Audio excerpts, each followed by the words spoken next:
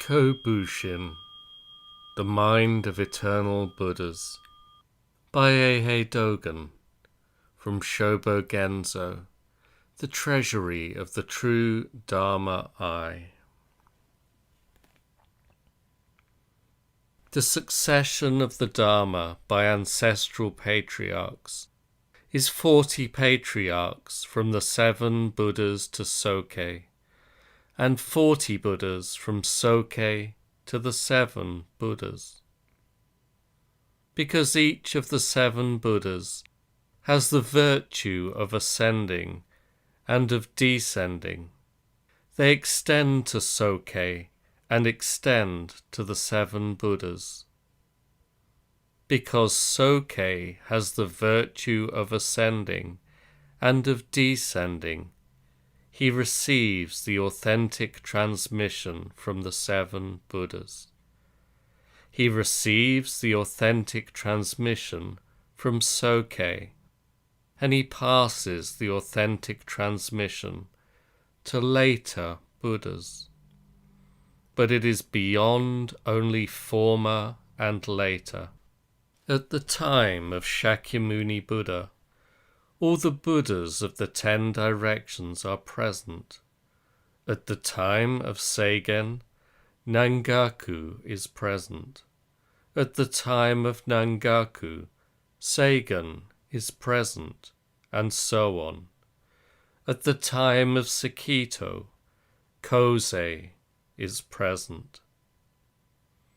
Their not hindering each other may be different from having no connection. We should investigate the presence of such virtue. Each of the 40 Buddhist patriarchs mentioned above is an eternal Buddha. At the same time, each has a mind, a body, a state of brightness, and a national land. Each has passed away long ago and has never passed away at all. It may be that both never having passed away and having passed away long ago are equally the virtue of an eternal Buddha. Those who learn in practice the truth of eternal Buddhas realize and experience the truth of eternal Buddhas. They are the eternal Buddhas of each age. Although the eternal of eternal Buddhas is exactly the same as the old in new and old, eternal Buddhas have completely transcended past and present. They belong directly in eternity. My late master says, I have met with the eternal Buddha One Shi. Clearly, an eternal Buddha is present in the house of Tendo, and Tendo is present in the house of an eternal Buddha. Zen Master Engo says, I bow to the ground before the true eternal Buddha, Soke. Remember, we should bow down to the 33rd Patriarch from Shakyamuni Buddha, bowing to him as an eternal Buddha. Because Zen Master Engo has the resplendent brightness of an eternal Buddha, in the state of having met with an eternal Buddha, he is able to prostrate himself like this. This being so, mindful of the state of Soke, which is right from beginning to end, we should remember that eternal Buddhas are the grasping of a nose ring like this. One who has this ability to grasp a nose ring is just an eternal Buddha. Sozan says, On the peak of Dayurei Mountain, an eternal Buddha is present, and he is radiating brightness that shines on this place. Remember, Sozan has already met with an eternal Buddha. We need not search elsewhere. The place where an eternal Buddha exists is the peak of Dayurei Mountain.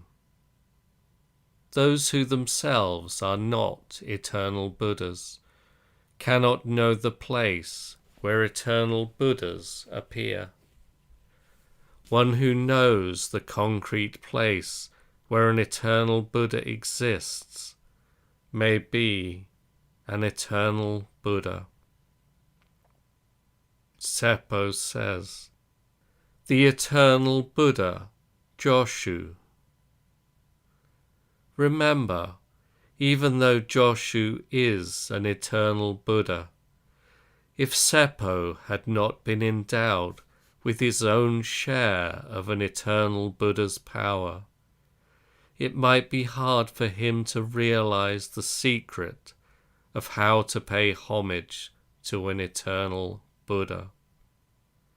In his action now, as he relies on the influence of an eternal Buddha and learns from an eternal Buddha, there is effort beyond conversing, which is, in other words, old man Seppo, the great stout fellow himself. The everyday customs of eternal Buddhas and the dignified behavior of eternal Buddhas are not similar to, and never the same as those of people who are not eternal Buddhas. This being so, by learning in practice the state of Joshu, which is good in the beginning, middle, and end, we should learn in practice the lifetime of an eternal Buddha.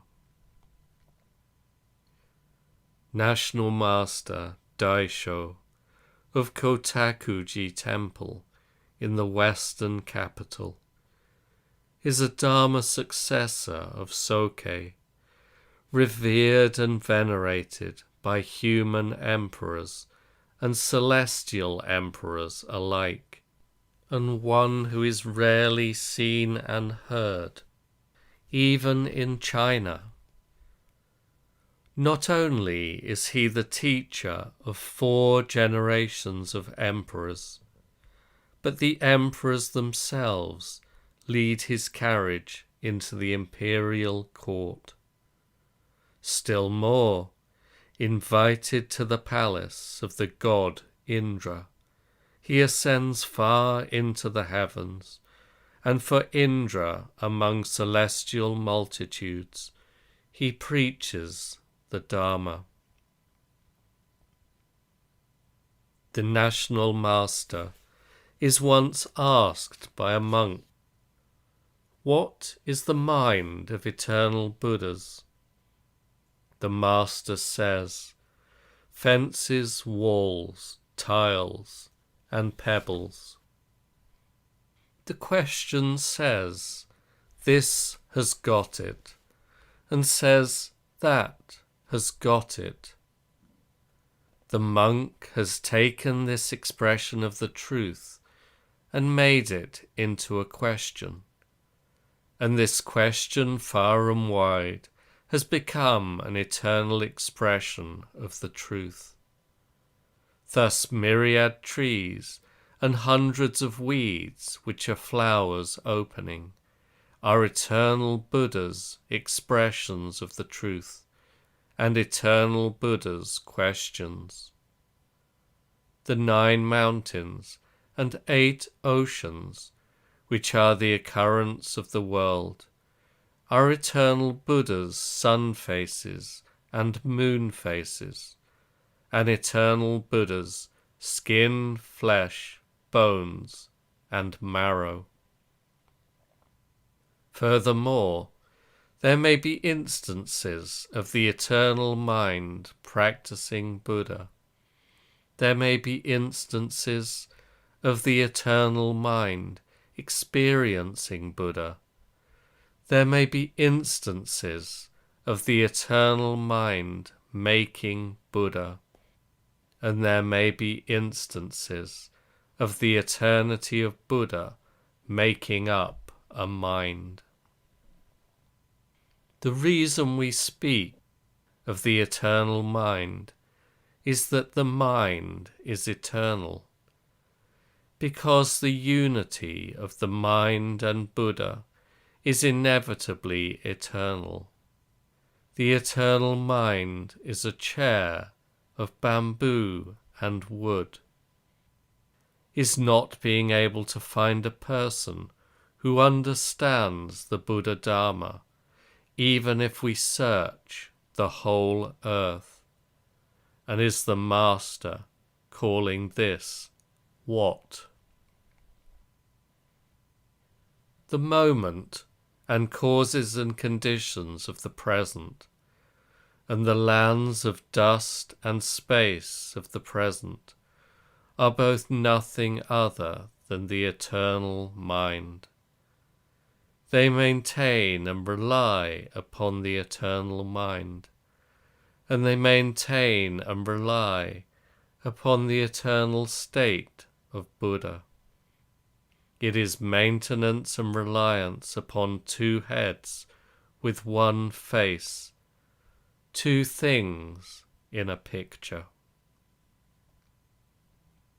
The Master says, fences, walls, tiles, and pebbles.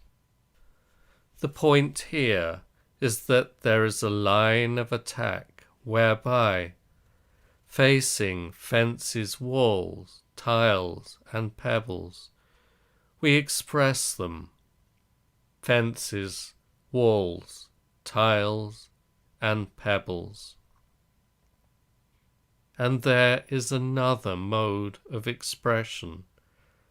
There is a line of retreat whereby, inside the concrete place of fences, walls, tiles, and pebbles, fences, walls, tiles, and pebbles speak.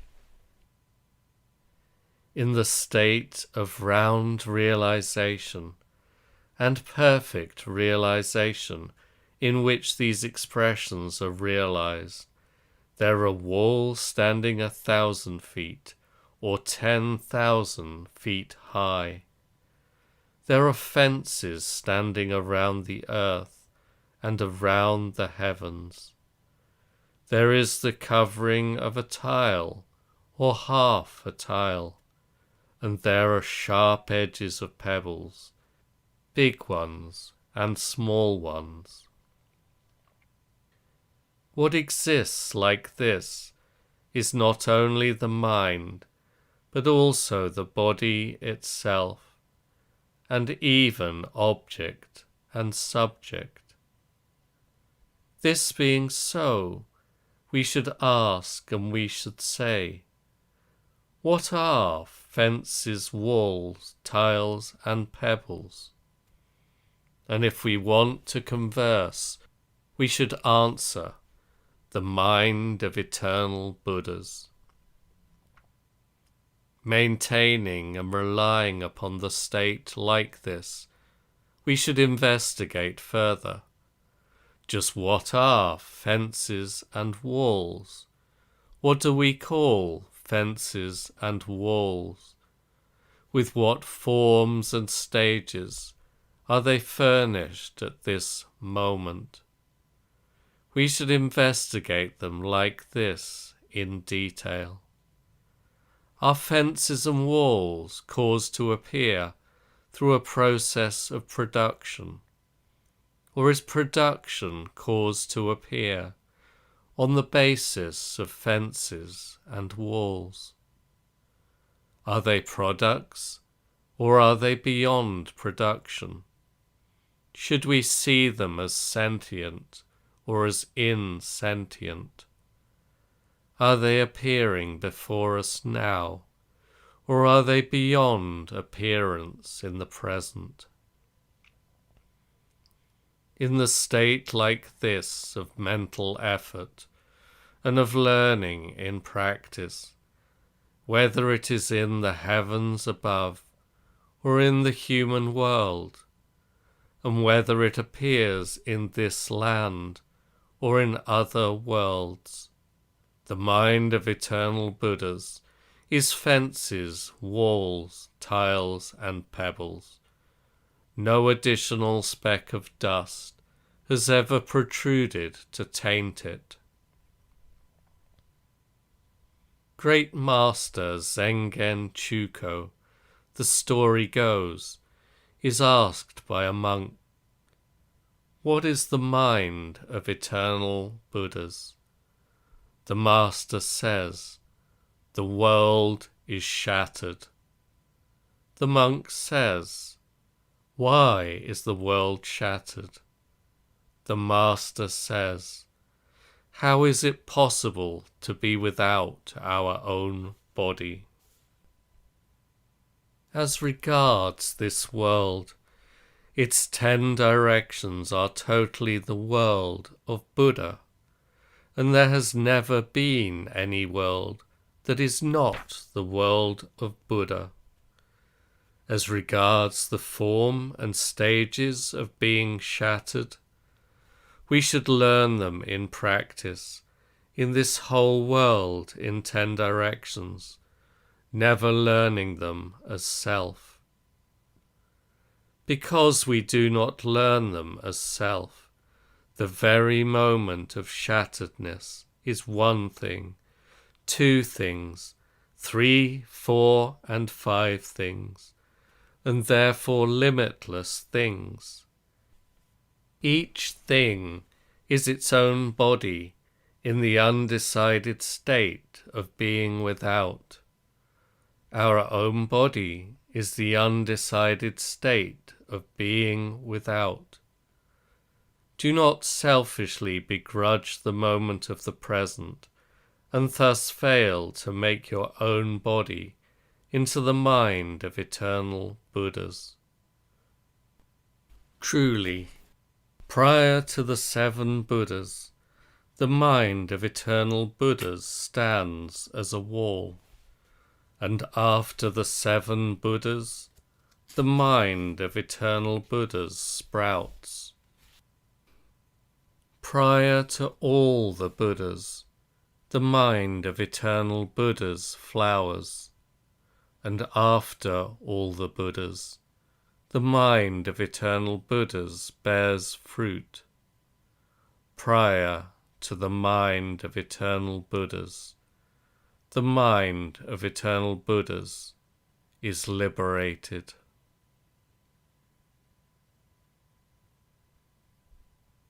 Preach to the assembly at Roku Harumitsuji Temple on the 29th day of the 4th lunar month in the 1st year of Kangen.